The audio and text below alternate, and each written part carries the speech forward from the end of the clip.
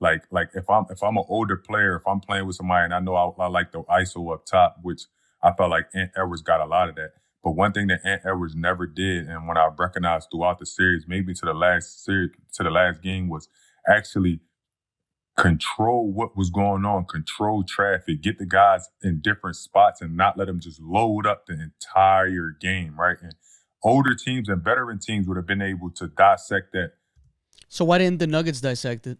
Older teams, better teams. We're talking about a championship team. Now, no KCP, right? And we could talk about that all day long. No Bruce Brown, right? So this is not the same championship team. But what did we hear going into the series against the Thunder? Oh, this is going to be the ultimate challenge. This may be their biggest obstacle to get out of the West. Some people felt like the Timberwolves could give them a run for their money. I was on the other end of that. I didn't believe in that. I knew the Thunder, once they got past these Nuggets, it was pretty much from there, I was fully confident in their ability to get it done. But this is where I don't understand where he's going with it, because he's talking about how a wiser, mature, more experienced team is going to make the adjustment and basically shut that stuff off. So why didn't a championship team do it with the best player in the world, Jokic? A lot easier than what younger teams tend to see. Younger teams tend to just do stuff that's just like, I want to be the guy, or I want to show up, instead of just like be all about winning. I knew veteran teams were all about winning. They would do winning plays and what it took to win. When I talk about younger teams, and I'm not talking about OKC right here, but I'm talking about the crop of the younger teams in the league, it's an immaturity there, right? Like, this doesn't matter if we win now or we don't play the game the right way. So when I was saying about the Thunder, this had nothing to do with them not being good, because what they've done throughout the regular season was, man, it was top notch, right? 68 wins. It was top notch. But if you look at the Western Conference Finals, they only had 3 more wins than the Lakers in the Western Conference Finals. You were the best team in the league with the best record, but on the Western Conference, they had 3 more wins than the Lakers. So for me, the way that it's because the conference is tough. At that was like, okay, why would he think that that's a good point to make? Because they're only 3 wins away from the Lakers. We saw what they did to the Lakers.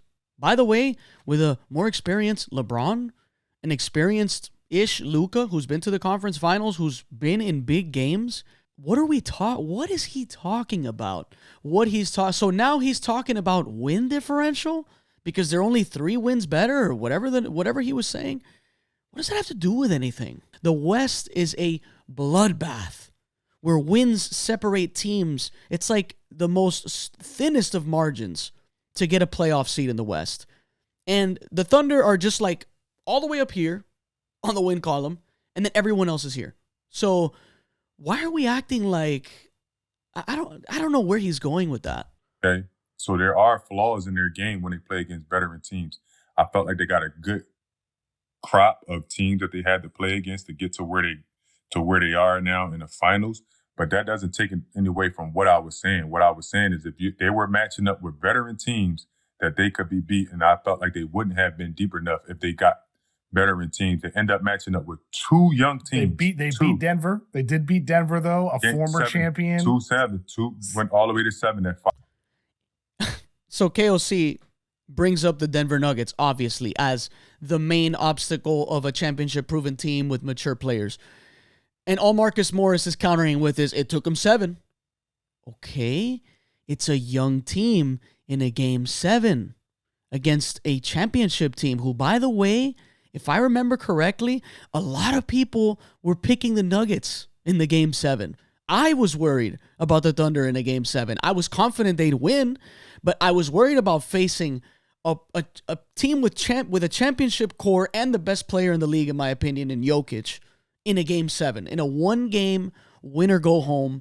Does that not prove to you that this team is capable of beating a veteran team? His counter is, it took him 7 games to do it. Yeah, that's kind of what happens when you're playing a good team and when you're playing against the best player in the world. How is that a knock on the Thunder? So Jokic basically was coaching the team because they let Caruso guard Jokic and they couldn't even figure out how to dissect that. Oh, so this is about coaching now. This is about coaching now. Jokic is coaching, not Mike Malone. That's why it went 7. No, because Mike Malone was gonna play some serious chess and change the course of this series. Stop it, man. Stop it, bro. He literally said that the Timberwolves players were doing dumb stuff and not adjusting. In nowhere in his argument was he talking about Chris Finch. But now, all of a sudden, when it comes to the Nuggets series, oh, no, you know what? David Adelman was the coach, and it was Jokic coaching them. It's just like none of the takes, like he starts backpedaling and he's getting into a corner, and now he has no choice but to double down. When you make stupid takes and when you say dumb things that really don't make you look like you're really watching basketball, and you just want to say things, it's you have no choice but to double down on your takes.